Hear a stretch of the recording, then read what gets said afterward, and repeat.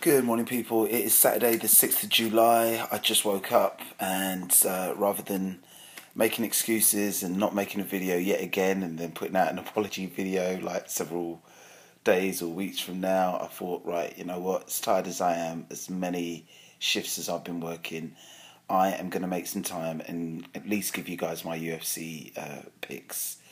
Okay, this week is UFC 162. The main card is Anderson Silva, my personal favourite MMA fighter on the planet at the moment. I think he's been the most dominant MMA fighter, versus Chris Weidman, a young man who is undefeated, has a stellar wrestling record, and apparently, you know, a lot of people in the know believe that he's going to take Anderson Silva.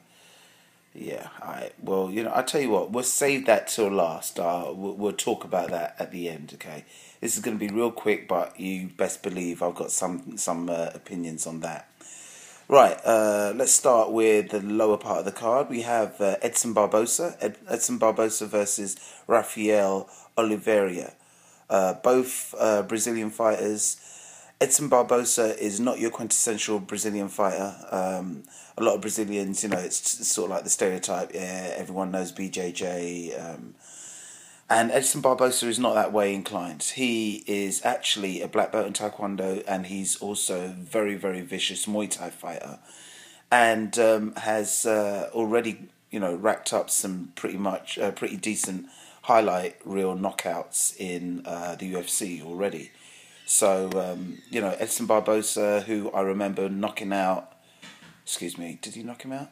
Well, I know he knocked out Terry Etim, who's a really cool fighter from the UK, and he also beat Ross Pearson, you know. So he did have one loss since he's joined the UFC, but he's back on a winning track, and hopefully tonight against Rafael Oliveira, I think he's going to whoop him. I don't know much about Rafael, but, you know, I've got to go with the guy that I do know, and not only do I know Edson Barbosa from, you know, as a great striker, I actually sometimes favour styles that I understand the most, and, you know, me, the little training that I've done, it's more that sort of striking style versus like jits and grappling and things like that. So yeah, Edson Barbosa all the way. I believe he'll knock him out.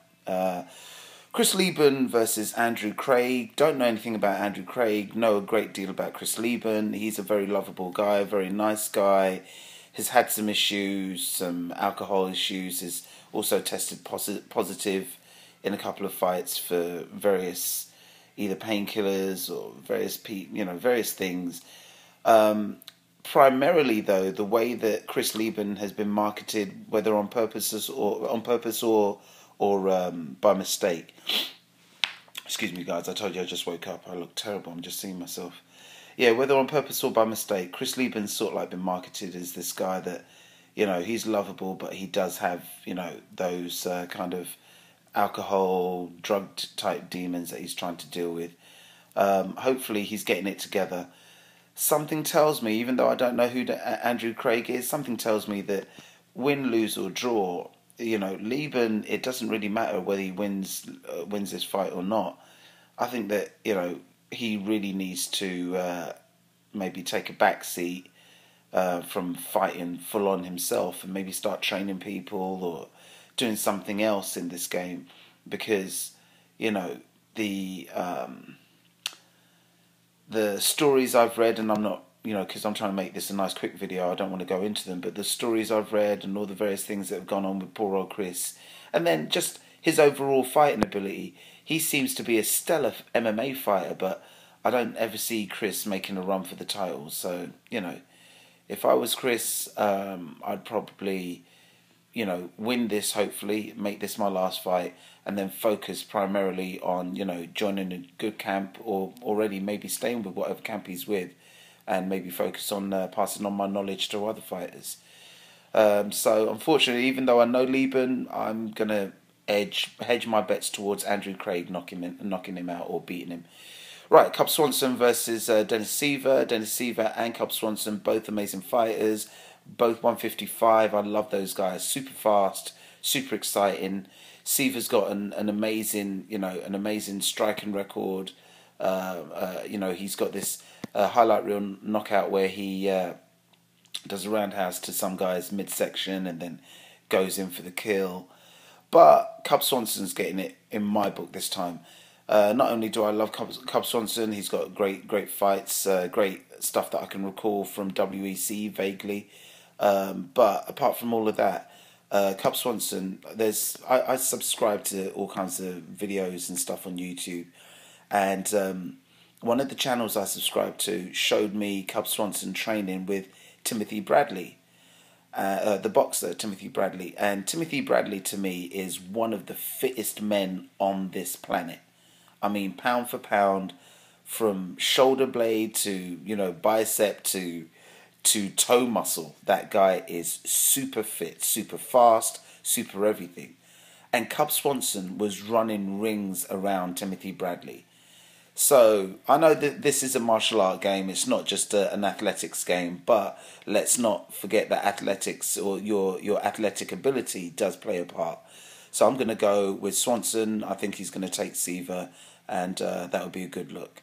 Mark Munoz versus Tim Boesch. I love Munoz. For those of you who do not know, there's been stories about Munoz overcoming depression after losing to the guy that's in the main card today, Chris Weidman. He went into depression. He ballooned up. I think he fought Chris Weidman at 185 pounds, and then he ballooned all the way up to 260 pounds. He had injuries. He had all kinds of issues going on, and he finally got himself together, and he's down to 206. He's now fighting at light heavyweight, which I think might be a bit of a mistake, because he's not the tallest of guys. Do you know what I mean? And anyone can put on weight and make a particular weight class, but you've also got to look at the other stats, your other physical stats, and figure out if this is a good look for you. He wasn't even the tallest of guys at 185, so being at 206, I think Boesch might beat him, and he's such a cool guy as well. But thankfully, he's got a really, really good name as a wrestling coach for MMA. He's coached Anderson Silva. So, I think that Munoz, win, lose or draw, no matter what he decides to do after this fight, he still has a future, and a bright one at that. Okay, great. I've got Roger Gracie over Tim Kennedy. I'm not going to go into it. Tim Kennedy, he's, I think this is his UFC debut. He's managed to make more noise on the media scene, talking about, fighter pay and all the rest of it, versus, versus talking about, his opponent and what he's going to do. I think Roger Gracie, the having the Gracie name, knowing that so many people are saying, hey, the Gracies haven't really made an impact in the UFC since God knows when. So, are you going to be that guy to bring that Gracie name back and bring the glory back to the Gracies, as it were? And I think that alone, not to mention his unbelievably high level first family BJJ Gracie Jiu-Jitsu, I think Tim Kennedy's in for a rude awakening. So, Gracie over Kennedy. And then what we got? We got Edgar. Oh, yeah, Edgar and Charles Oliveira. This is a really tight fight. This is a really, really tight fight. Frankie Edgar, for those of you who don't know rather, he's a really cool fighter, great guy, but, I don't know. He seems to be... I don't see him training with Phil Nurse, who is an amazing Muay Thai instructor, instructs GSP. And at some point, whenever I get out to New York, I do plan to interview Phil Nurse, because because he had an amazing Muay Thai career before he became a Muay Thai instructor.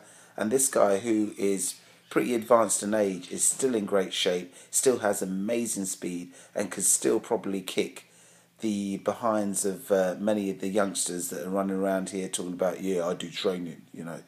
So, you know, Frankie Edgar, I feel that, you know, him losing a decent Muay Thai coach, or seemingly not, if he is still training with Phil Nurse, he's not putting that stuff into effect because, you know, I just don't see it. I just do not see his style working for him.